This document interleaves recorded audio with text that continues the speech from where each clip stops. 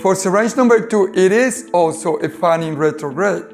Either you pinch on the vertical, pinching on the vertical looks like this. Well, look at this, there you go.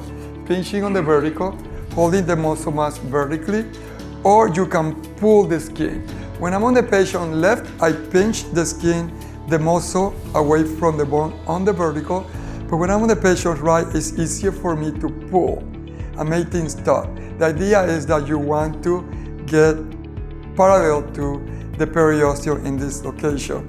The closer you are to the retention ligament, the more you can affect that area and make the area of the eye look a lot more rested. So I'm gonna pull, I'm gonna enter about 30 to 45 degree angle, tap the bone a little,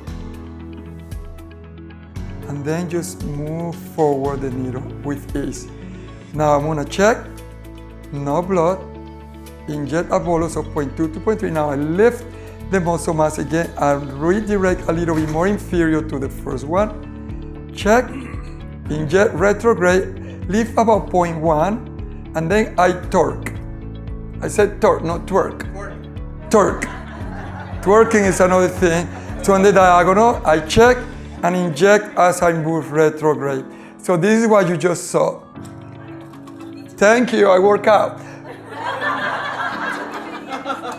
So you have something that looks like this.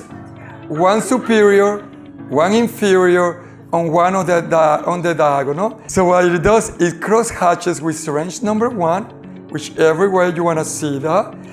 And that gives the most natural and anterior projection on the anterior malar area.